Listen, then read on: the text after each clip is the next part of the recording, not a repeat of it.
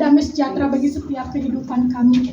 Kami berikan hati kami Bapa untuk diisi kebenaran firman-Mu. Kuasai ruangan hati kami Bapa, kuasai ruangan ini, penuhi dengan kuasa Roh Allah, Roh Kudus sendiri yang bekerja. Berikan kami hati telinga seorang murid Bapa, sehingga firman yang boleh kami dengar, kami boleh menjadi panutan di dalam kehidupan kami. Urapi setiap telinga kami ya Bapa. Bahkan hamba ini hanya alat yang gak ada apa-apanya di mata Tuhan. Hambanya mau dipakai saja. Tuhan pakailah sesuka Engkau. Berkarya Roh Kudus dengan sebebas-bebasnya. Kuasai ruangan hati kami, kuasai ruangan ini. Dan kami boleh pulang tidak sama seperti kami datang. Hanya di dalam nama Tuhan Yesus kami buka ibadah ini. Yang percaya umat Tuhan katakan bersama saya. Amin. Puji nama Tuhan. Shalom. Silakan duduk Bapak Ibu, puji nama Tuhan. Kalau kembali saya boleh ada di tempat ini, saya cuma katakan satu hal, dan selalu saya katakan satu hal, itu semua karena anugerah Tuhan. Ini adalah kali pertama di tahun ini, di tahun 2025 kembali Tuhan percayakan saya untuk kita sama-sama sharing firman Tuhan, kita sama-sama belajar. Dan hari ini adalah hari yang sangat saya rindukan untuk berjumpa dengan Bapak Ibu semua. Sudah lama sekali, kira-kira setengah tahun kita tidak bertemu, dan tadi pagi bangun tidur saya mengucap syukur kalau saya boleh berjumpa dengan Bapak Ibu di tempat ini. Puji nama Tuhan, tadi dari pujian pertama saya ucapin terima kasih juga buat tim Present Worship dan tim pemusik. Baru pujian pertama air mata saya sudah mengalir dengan deras. Saya merasakan hadirat Tuhan di tempat ini. Puji nama Tuhan, kiranya Tuhan saja yang dipermuliakan. Untuk firman yang kita mau sama-sama dengar hari ini adalah dengan tema kunci sukses dari Kejadian 37. Slide boleh bantu tampilkan ayat 2-11 dan Yeremia 29 ayat 11. Kita akan baca bersama-sama. Saya sudah buatkan di slide, jadi Bapak Ibu tinggal membaca. Kita perhatikan titik koma supaya kita mengerti. Saya akan mulai dengan ayat genap. Nanti ayat terakhir kita baca bersama-sama. Dan untuk menghormati firman Tuhan, saya undang dengan hormat Bapak Ibu semua untuk kita bangkit berdiri. Kejadian 37 ayat 2. Demikianlah firman Tuhan. Inilah riwayat keturunan Yakub. Yusuf tatkala berumur 17 tahun, jadi masih muda, biasa mengembalakan kambing domba bersama-sama dengan saudara-saudaranya, anak-anak Bilha dan Jilpa, kedua istri ayahnya. Dan Yusuf menyampaikan kepada ayahnya kabar tentang kejahatan saudara-saudaranya. Ayat 3, silakan Bapak Ibu. Israel lebih mengasihi Yusuf dari semua anaknya yang lain, sebab Yusuf itulah anaknya yang lahir pada masa tuanya, dan dia menyuruh membuat jubah yang mahal indahnya bagi dia. Ayat 4, setelah dilihat oleh saudara-saudaranya bahwa ayahnya lebih mengasihi Yusuf dari semua saudaranya, maka bencilah mereka itu kepadanya dan tidak mau menyapanya dengan ramah. Ayat 5, silakan. Pada suatu kali bermimpilah Yusuf, lalu mimpinya itu diceritakan kepada saudara-saudaranya, sebab itulah mereka dibenci lagi kepadanya. Karena katanya kepada mereka, coba dengarkan mimpi yang kuimpikan ini. Ayat 7. Tampak ada serigala yang mendekat ke sebelah gandum, lalu bangkitlah berpasung dan tegak berdiri. Kemudian datanglah bekas-bekas kami sekalian yang berdiri dan sujud menyembah kepada berkas itu. Lalu saudara-saudaranya berkata kepadanya, apakah engkau ingin menjadi raja atas kami? Apakah engkau ingin berkuasa atas kami? Jadi makin bencilah mereka kepadanya karena mimpinya, karena perkataannya itu. Lalu ia memimpikan pula mimpi yang lain yang diceritakannya kepada saudara-saudaranya. Katanya, aku bermimpi pula, tampak matahari, bulan dan 11 bintang sujud menyembah kepadaku. Setelah hal ini diceritakan kepada ayah dan saudara-saudaranya, maka ia ditegur oleh ayahnya. Mimpi apa mimpimu itu? Masakan aku dan ibumu serta saudara-saudaramu sujud menyembah kepadamu sampai ke tanah. Maka ia jelas saudara-saudaranya kepadanya, tetapi ayahnya menyimpan hal itu dalam hatinya. Yeremia 29 ayat 11 kita baca bersama-sama. 3, 2, ya. Sebab aku ini mengetahui rancangan-rancangan apa yang ada padaku mengenai kamu, demikian firman Tuhan, yaitu rancangan damai sejahtera dan bukan rancangan kecelakaan, untuk memberikan kepadamu hari depan yang penuh harapan. Puji nama Tuhan. Silakan duduk Bapak Ibu Saudara. Tema kita pagi ini adalah kunci sukses. Siapa di antara kita yang tidak ingin untuk sukses? Siapa di antara kita yang tidak ingin berhasil? Pastinya tidak ada. Kesuksesan itu adalah sesuatu yang dirindukan, diingini oleh setiap kita. Kita pagi ini mau belajar dari salah seorang tokoh Alkitab yang bernama Yusuf. Kalau Bapak Ibu baca di Kejadian sampai Kejadian 50, itu banyak sekali yang kita bisa pelajari, yang bisa kita ambil dari kisah Yusuf. Dan kita mau belajar tentang Yusuf. Adakah yang tahu di antara kita semua siapakah Yusuf itu? Anak siapakah Yusuf itu?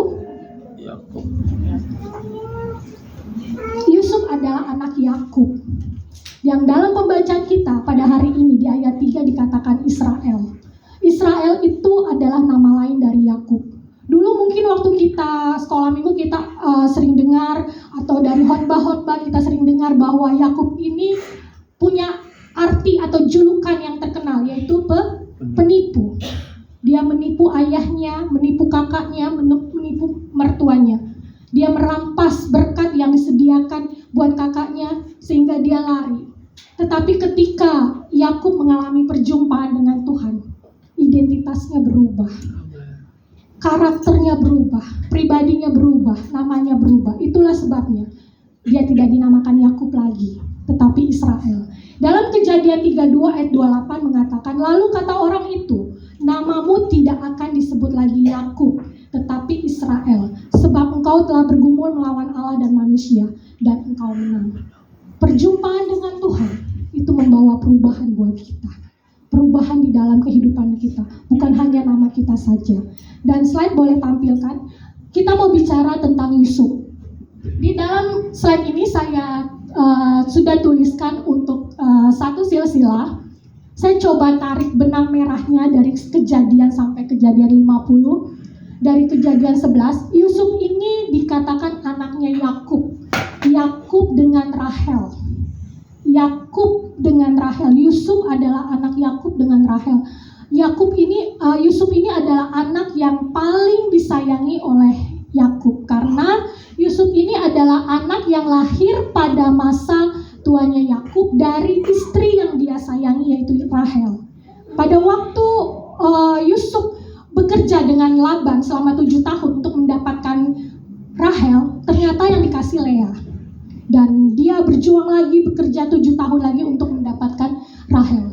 Dan Rahel ini adalah istri yang disayangi, dan Yusuf adalah anak yang lahir pada masa tuanya Yakub dari istri yang paling dia cintai.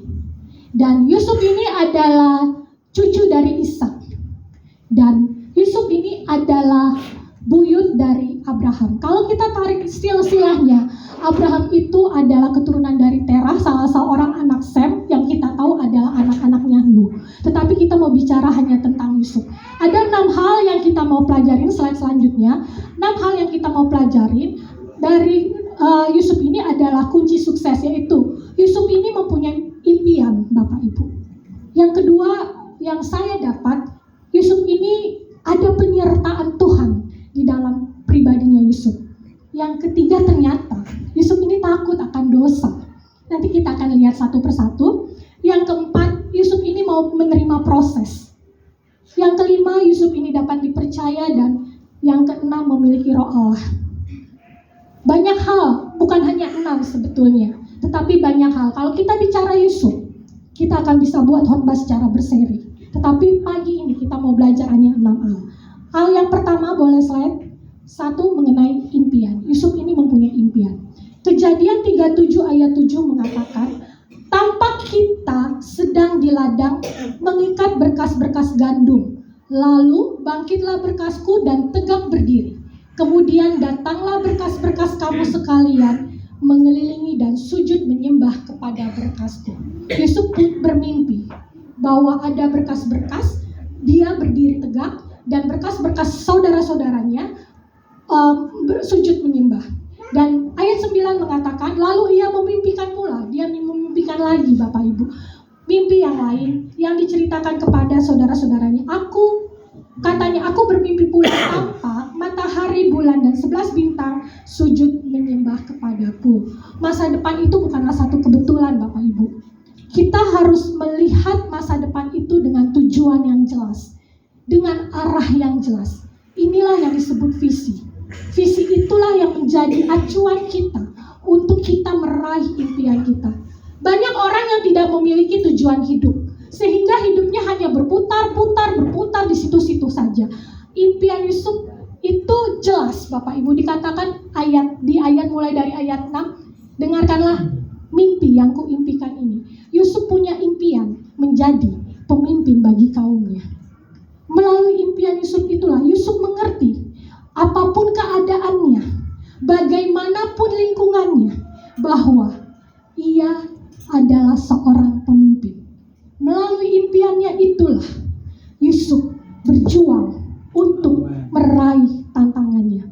Ada 3 hal yang saya amati Bapak Ibu, mengapa orang tidak berani menetapkan impiannya. Yang pertama, orang itu tidak tahu kalau ternyata impian itu punya manfaat yang besar. Contohnya ketika kita membangun satu rumah, kita kepengen 2 kamar, kita kepengen ada plafonnya itu bisa matahari masuk, kita pengen pintunya menghadap timur supaya matahari bisa masuk. Itu adalah impian kita, itu adalah angan-angan kita, itu adalah cita-cita kita. Ketika kita menuliskan di atas satu kertas impian kita, kita akan tahu dari mana kita harus memulainya. Kita harus mulai dari mana nih? Berapa nih biayanya? Ada arah yang jelas, ada tujuan yang jelas. Sehingga impian itu ternyata mempunyai manfaat yang besar. Hal yang pertama, orang banyak yang tidak tahu kalau impian itu mempunyai manfaat yang besar. Hal yang kedua, banyak orang yang tidak mau menuliskan impiannya. Dia tidak mau menuliskan impiannya, sudahlah, gimana aja nanti. Ini adalah tipe orang yang malas, orang yang gak mau berjuang di dalam hidupnya.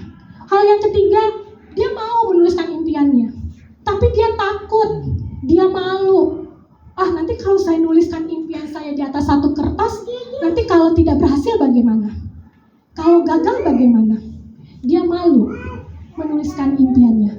Tetapi pagi ini kita belajar dari Yusuf, bahwa impian Yusuf itu adalah sebagai seorang pemimpin. Dia punya impian yang jelas. Melalui impian itu dia tahu apa yang dia tuju. Dia tahu arah mana dia harus melangkah, kemana dia harus berjuang, apa yang harus dikerjakan.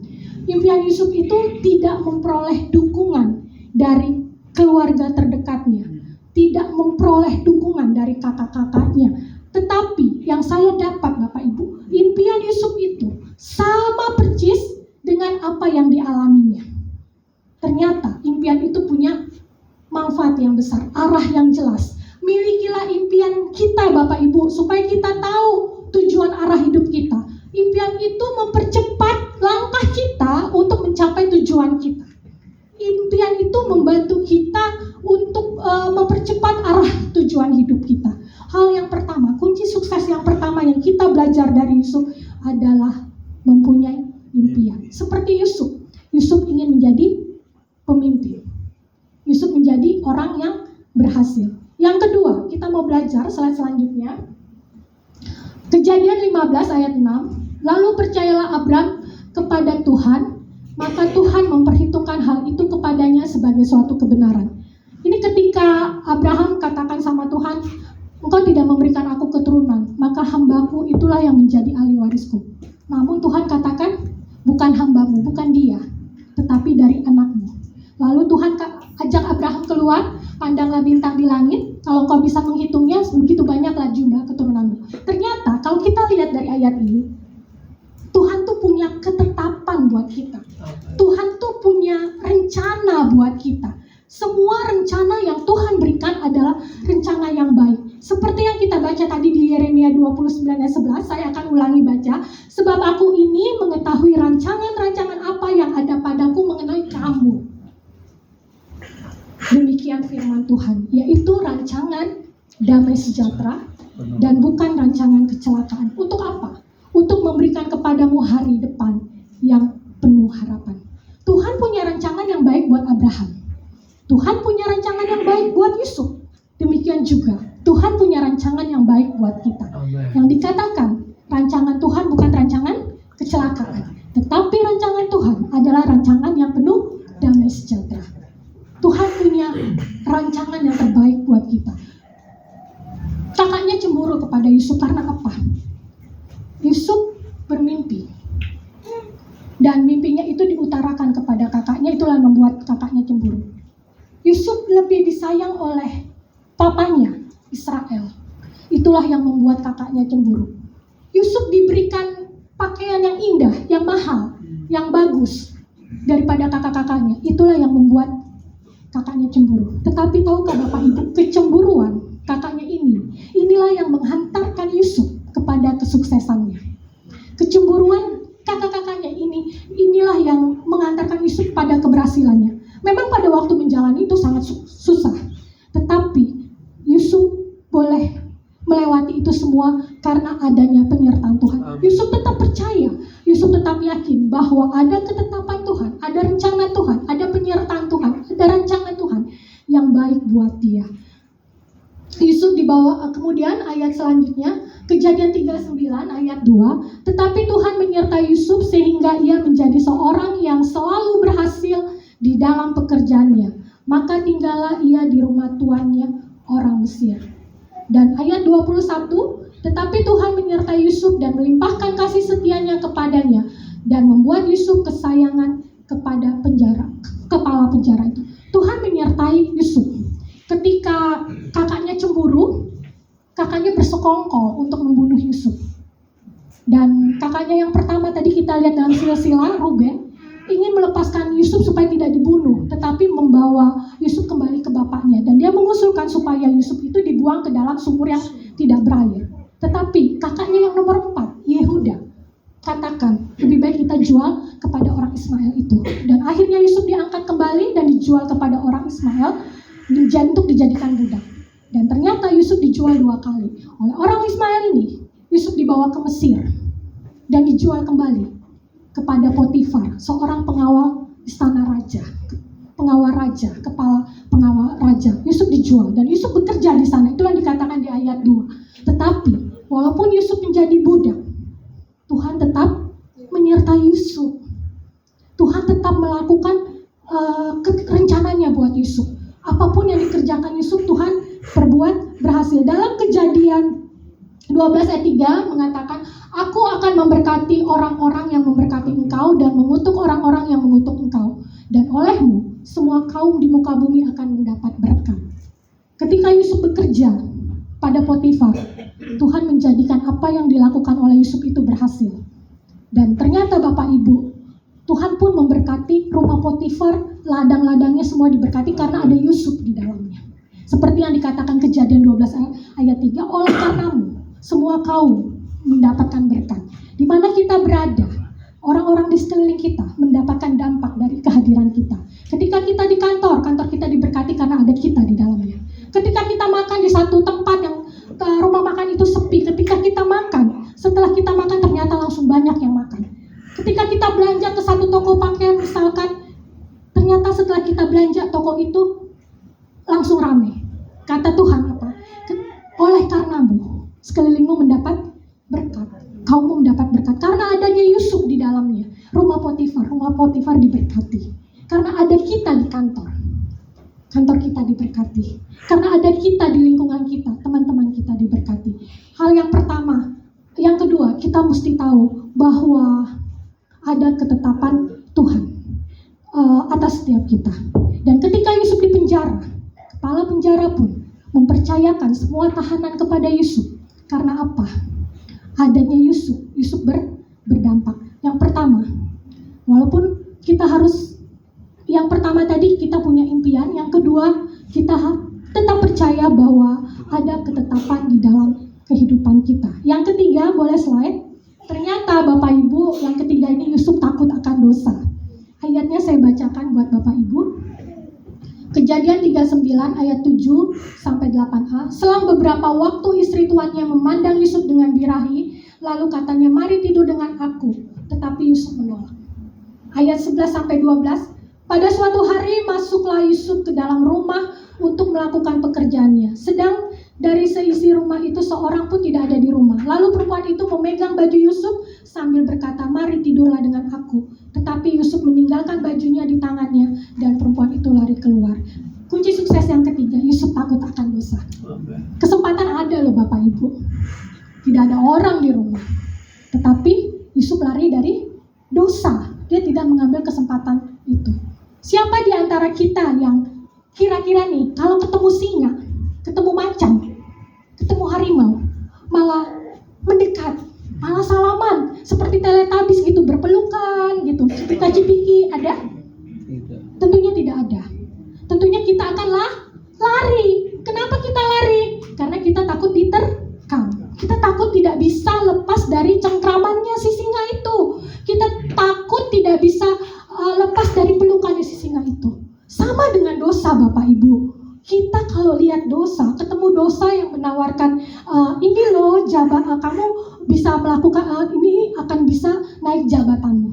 Tetapi kalau kita itu tahu tidak mempermuliakan Tuhan, kita haruslah lari. Diajak korupsi, diajak ngedrak, diajak ada Nemburu Potifar datang atau Om Ganteng datang, kita haruslah lari. Jangan mendekat supaya kita bisa lepas dari dosa. Boleh saya izin tanya, adakah di antara bapak-bapak yang di dalam dompetnya ada foto istrinya?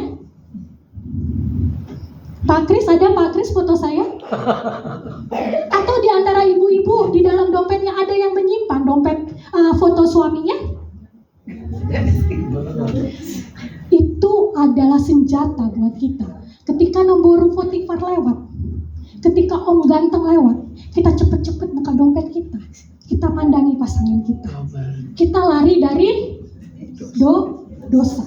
Hal yang ketiga, kunci sukses dari Yusuf, ternyata Yusuf itu takut akan dosa. Yusuf lari dari kesempatan. Hal yang keempat, Bapak Ibu, ini kita mau lihat satu-satu. Ternyata Yusuf ini mau menerima proses. Kejadian 37 ayat 23. Baru saja Yusuf sampai kepada saudara-saudaranya, mereka pun menanggalkan jubah Yusuf. Jubah yang maha indah yang dipakainya itu. Jubah yang maha indah. Kalau baju kita dilepas, maaf kata, kita menjadi telanjang. Apa yang kita rasakan? Yusuf ini dipermalukan Bapak Ibu. Seringkali kita dipermalukan di hadapan teman-teman kita. Seringkali kita mengalami situasi seperti ini. Sakit memang. Bahkan saya pun pernah mengalaminya. Yang ada kayaknya mau berontak, mau nangis. Tetapi ketika jubah ini ditanggalkan dari tubuhnya Yusuf, jubah yang maha indah ini, Yusuf tidak komplain.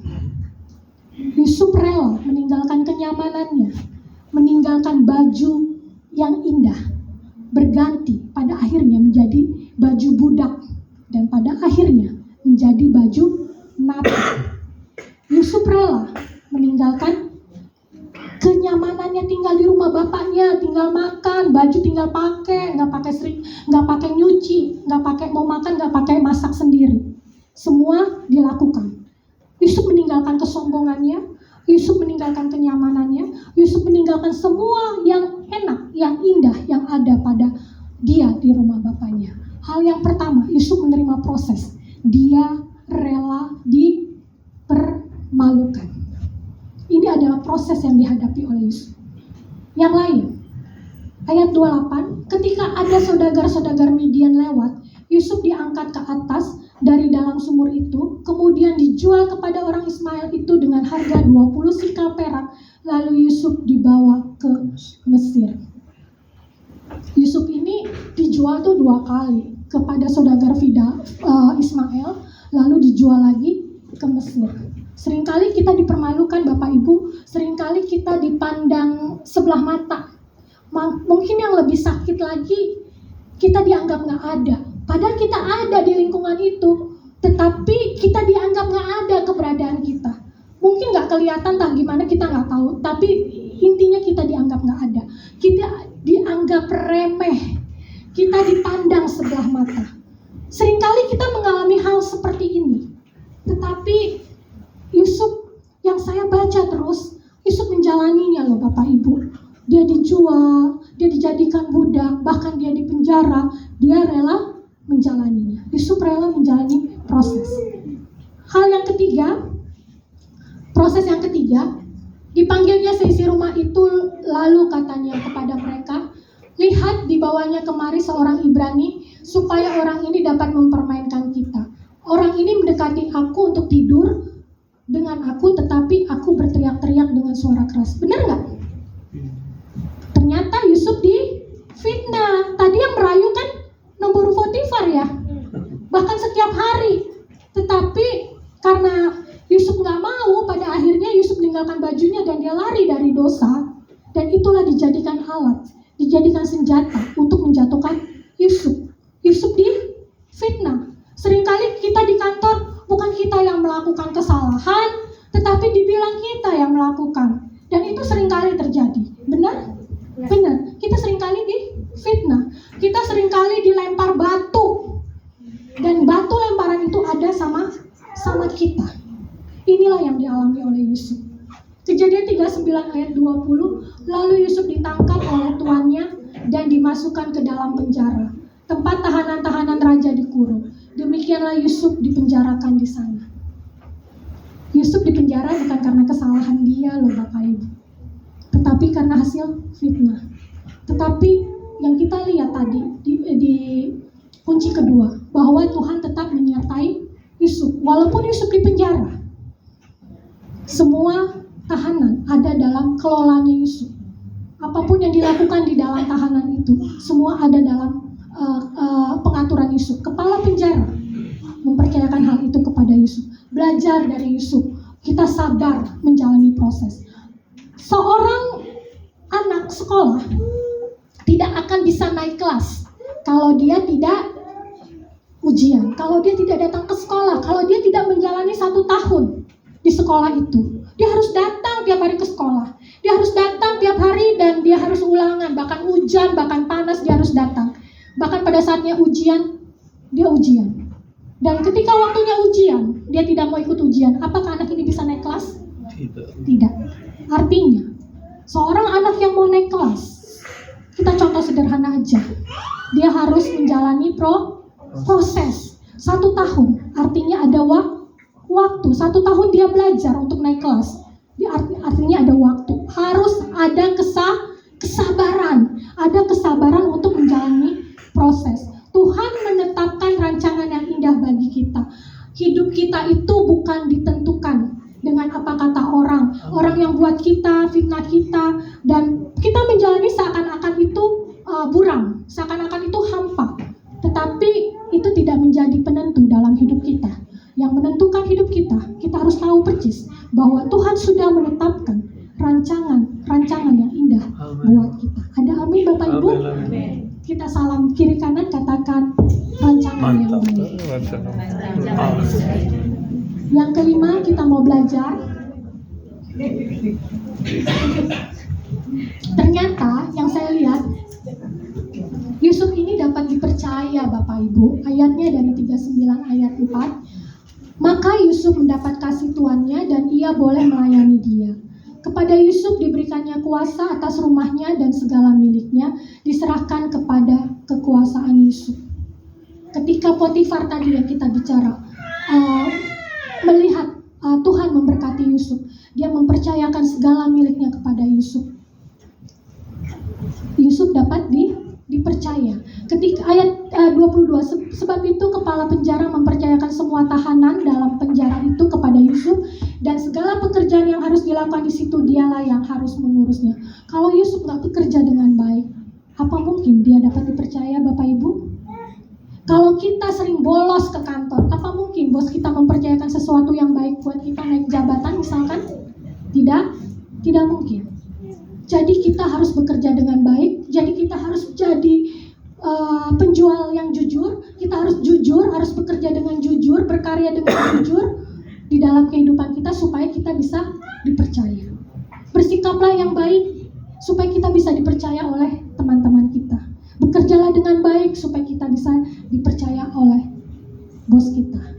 Hal yang kelima, ternyata Yusuf ini dapat dipercaya. 5 kunci sukses sudah kita dapatkan. Dan yang keenam, ternyata Yusuf itu punya roh Allah. Kejadian 41 ayat 38, lalu berkatalah Firaun kepada para pegawainya, mungkinkah kita mendapat orang seperti ini, seorang yang penuh dengan roh Allah. Penjara mengantarkan Yusuf menjadi orang kedua di Mesir. Semua dipercayakan kepada Yusuf. Hanya tahta itulah bedanya dari Firaun. Semua boleh dilakukan dengan seizin Yusuf. Yusuf mendapat kekuasaan menjadi orang nomor 2. Karena apa? Firaun melihat ada roh Allah dalam diri Yusuf. Bagaimana cara kita untuk mendapatkan roh Allah dalam diri kita? Tentunya udah pasti. Kita harus tetap terhubung. Kita tetap harus berhubungan intim dengan Bapa kita. Kita tetap harus menyerahkan segala sesuatunya kepada Tuhan. Dan kita tidak boleh melepaskan dari hubungan kita kepada Tuhan. Supaya hidup kita, roh Allah itu ada dalam diri kita. Sehingga orang-orang bisa melihat seperti Firaun ini, melihat ada roh Allah dalam diri Yusuf. Lakukanlah hubungan kita dengan Tuhan. Berdoalah tanpa jemu, tanpa bosan. Dan bacalah firman Tuhan setiap hari. Karena itulah sumber kuat kita Bapak Ibu. Itulah sumber kekuatan kita, tidak ada yang lain. Untuk kita bisa terhubung, kita harus tetap menjalin hubungan intim kepada Tuhan. Dalam saat teduh kita, dalam hubungan pribadi kita kepada Tuhan. 6 hal yang kita pelajari dari Yusuf pada hari ini. Dan yang terakhir yang menjadi epilog, Tuhan menetapkan rancangan yang indah buat setiap kita. Kita percaya Bapak Ibu bahwa kita tanpa kecuali di ruangan ini ada ketetapan yang indah yang Tuhan sudah sediakan bagi kita. Yang kedua, kesuksesan kita tidak lepas karena adanya penyertaan dan roh Tuhan dalam diri kita. Tidak lepas, bukan karena kuat gagah Yusuf, tetapi karena kuasa Tuhan, karena kemurahan Tuhan. Jalinlah hubungan dengan Tuhan, jauhilah dosa, milikilah impian, dan bertahanlah pada proses yang ada. Jangan cepat lari. Anak yang tadi, kalau dia tidak naik ujian, tidak ikut ujian, dia tidak naik kelas. Kalau kita tidak tahan pada proses, kita tidak akan mencapai suatu keberhasilan. Puji nama Tuhan, Tuhan Yesus memberkati. Saya undang imam musik dan para WL dan singer. Kita angkat pujian.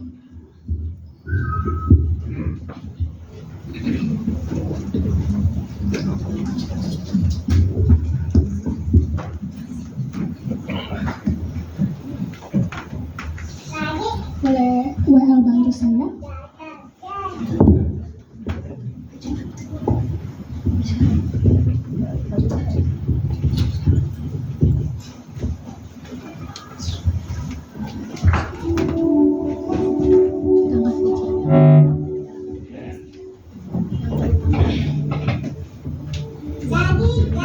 Angkat pujian yang terutama di dalam hidup.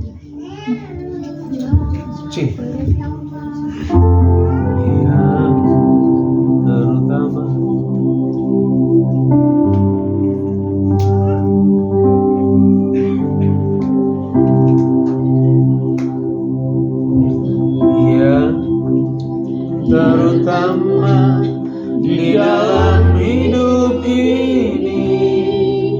memuliakan nama Yesus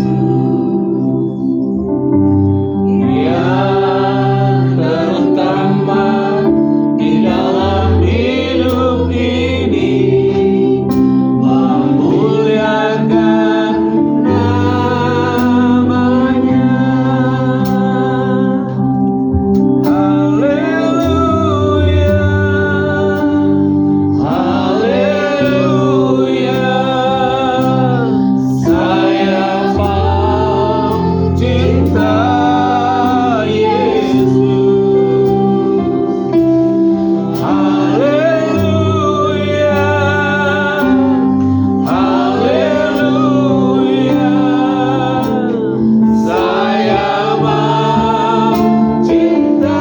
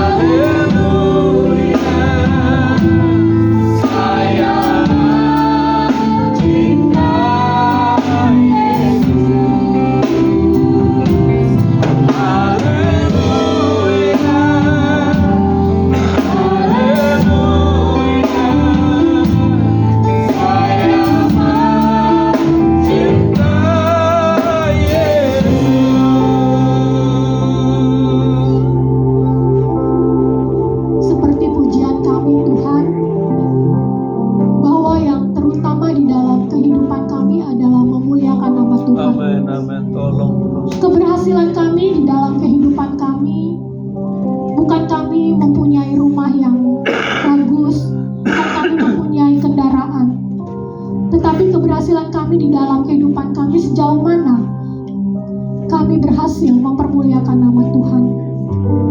Inilah yang menjadi doa dan kerinduan kami di dalam apapun yang kami lakukan dan kami kerjakan Tuhan. Biarlah itu boleh mempermuliakan nama Tuhan. Biarlah itu boleh menyenangkan hati Tuhan. Mampukan kami untuk dapat menuliskan apa yang menjadi impian kami.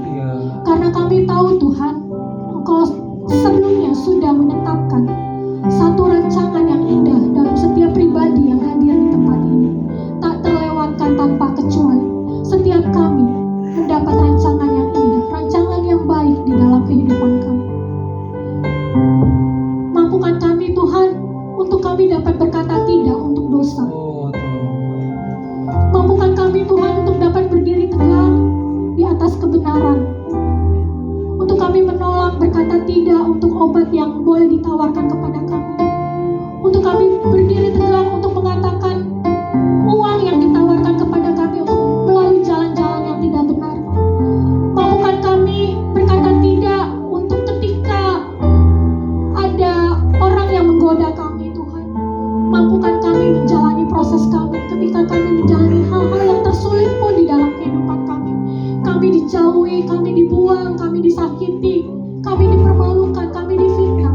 Tuhan, mampukan kami berdiri tegak untuk kami tetap naik kelas, untuk kami tetap bisa berkata. Dan inilah kami boleh melalui proses ini karena Tuhan sudah merancangannya dan Tuhan telah menyertainya dan memberkati. Mampukan kami menjalani dalam proses kami Tuhan, dan mampukan kami untuk tetap setia menjaga hubungan kami kepada Tuhan, untuk dapat memiliki tetap roh Allah untuk hidup di dalam kehidupan kami. Terima kasih Bapa, hamba-Mu selesai. Hamba nggak bisa Tuhan menjelaskan secara sejelas-jelasnya, tetapi Roh Kudus tidak pernah berhenti untuk memberikan pengertian yang benar dan berbicara hari demi hari, day demi day dalam setiap kehidupan kami. Terus Tuhan berkarya, terus Roh Kudus berkarya, dan segala kemuliaan, segala hormat hanya bagi Tuhan. Dan hamba memberkati jemaat Tuhan di tempat ini. Apapun yang menjadi kerinduannya, Tuhan perbuat berhasil.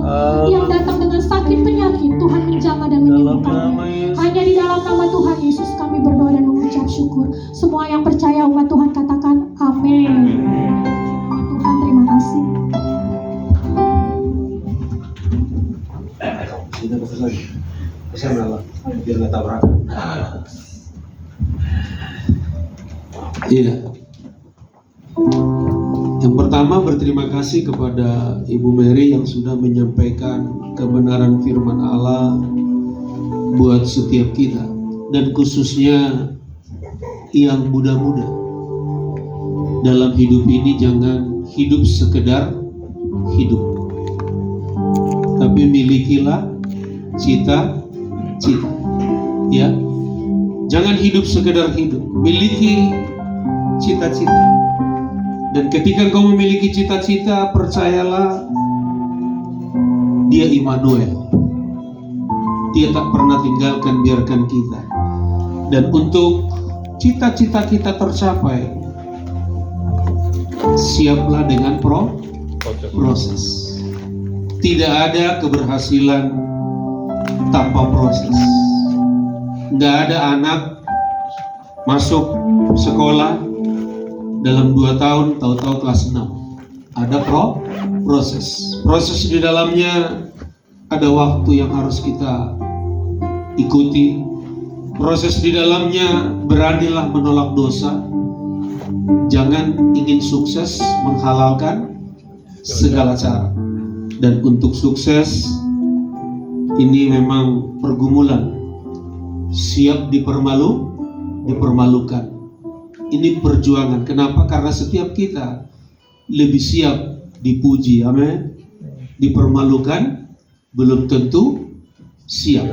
Tapi mau atau tidak ada orang yang sukses tanpa dipermalukan, tanpa dipitnah. Dan pada akhirnya, karena kita orang-orang percaya, kesuksesan kita, ada orang yang berkata, di dalam dirimu dan juga di dalam diriku ada Tuhan. Itulah yang diterima oleh Yusuf dengan perkataan, melalui perkataan seorang yang berkuasa, yaitu Fir'aun. Ya, jadi untuk itu sekali lagi yang muda-muda miliki cita-cita, yang tua dukung. Karena memang kalau udah pensiun, udah umur 60, ya cita-citamu ya paling tidak nyanyian yang tadi lah. Kita terus mau belajar meninggikan dan mencintai Yesus. Ya, jujur saudara kekasih, saya dan istri akhir-akhir ini, beberapa bulan terakhir ini saudara kekasih, mulai tahun kemarin sih, kami rindu anak-anak yang ada di Babelan menjadi orang-orang yang sukses. Amin. Untuk itulah kita terus berdoa dan juga berjuang agar mereka semangat sekolah. Ya, karena memang ya anak-anak di sana itu perlu kita doakan dan juga kita arahkan. Dan ini juga saudara kekasih, ketika saya baru-baru menggembalakan di tempat ini, saya rindu minimal anak-anak jemaat yang ada, karena pada waktu itu saya tahu keberadaan ekonomi jemaat. Kalau sekarang puji Tuhan rata-rata ekonomi kita sudah baik, amin. Nggak yakin ya ekonomi sudah baik. Ya, saya percaya Pak Mul juga nggak yakin tadinya bisa mengkuliahkan anak, dan kuliahnya juga di tempat yang jauh di Sumatera Utara. Ya, tuh senyumnya aja udah beda. Ya, berarti kan ada peningkatan. Nah, untuk itu saudara kekasih, ketika saya baru menggembalakan di tempat ini, ada kerinduan yang Tuhan tanamkan. Pokoknya anak-anak yang perekonomian orang tuanya kurang mampu, saya berdoa dan juga berjuang minimal mereka lulus SMA. Dan puji Tuhan ada beberapa yang kita dukung dananya, akhirnya lulus, dan sekarang orang-orang itu bolehlah dikatakan sudah punya kemampuan dengan kekuatannya mencukupkan dirinya secara finansial dan bahkan sudah bisa menjadi berkat bagi orang lain. Nah, untuk itu orang-orang muda jangan hidup sekedar hidup. Orang tua dukung anak-anak kita supaya memiliki yang namanya cita-cita dan katakan, gapai cita-citamu karena Tuhan menyertaimu dan siaplah menghadapi proses. Tidak ada sukses tanpa proses. Oke, kita akan memberikan persembahan. Mungkin di antara kita ada yang bawa perpuluhan, dipersilakan. Kita kembali naikkan pujian ini yang terutama di dalam hidup ini, meninggikan nama Yesus.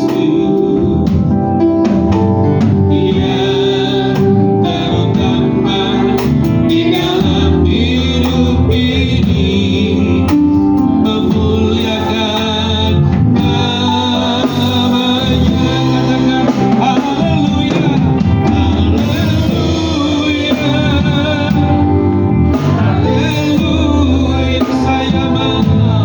Saya mau cinta Yesus. Serukan haleluya, haleluya, haleluya. Saya mau cinta Yesus. Cara utama untuk kita makin cinta Yesus, setiap saat teduh. Yang setuju katakan amin. Ya, bangun hubungan dengan Allah, maka kita akan makin benar-benar cinta akan Tuhan Yesus. Ya, saudara kekasih, ada beberapa pengumuman warta saya sudah share. Tolong dibaca, diperhatikan bagi yang bertugas melayani, persiapkan diri. Yang kedua, ada berita duka cita, yaitu anak dari keluarga Henro Sinaga yang istrinya Mariana meninggal dunia. Dan kabar pagi ini ternyata masih ada di ruang ICU ya Bu Esther ya, masih ada di sana. Nanti kalau Bapak Ibu punya waktu boleh mengunjunginya. Dan saudara kekasih, seperti yang sudah biasa kita lakukan, maka nanti setiap kita yang sudah berumah tangga dan yang belum berumah tangga namun sudah bekerja, biarlah kita memberikan uang duka, ya. Dan nanti uang dukanya supaya tercatat, maka Ibu Remsi masih bisa nunggu, atau supaya nanti uang dukanya diserahkan ke Ibu Remsi lalu dicatat, ya. Lalu nanti kita ngobrol dengan keluarga, kita akan datang mengadakan penghiburan.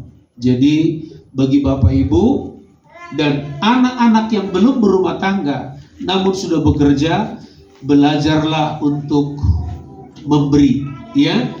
Nanti kasih ke Ibu Remsi supaya dicatat, lalu kita sampaikan nanti pada waktu acara penghiburan. Seandainya ada kerinduan memberi lebih daripada yang ada di kantong kita, pemberiannya juga masih diberi kesempatan di hari mendatang, atau bisa juga via transfer karena ini sudah zamannya. Dan pengumuman berikut, saudara-saudara kekasih, khotbah Ibu Mary ini Bapak Ibu saudara sekalian bisa lihat di Facebook paling tidak, ya. Biasanya kan begitu kan? Iya. Dan nanti materinya boleh saya bagi, ya. Yang tadi itu, ya, saya bagi supaya kita pelajari lagi, ya. Karena saya pernah mendengar dari seorang pendeta, belajar yang baik adalah dengarkan langsung yang mengajar dan pelajari lagi lewat mendengar rekamannya atau lewat ringkasan daripada apa yang dikhotbahkan. Itu saja pengumuman hari ini. Adakah yang terlupakan?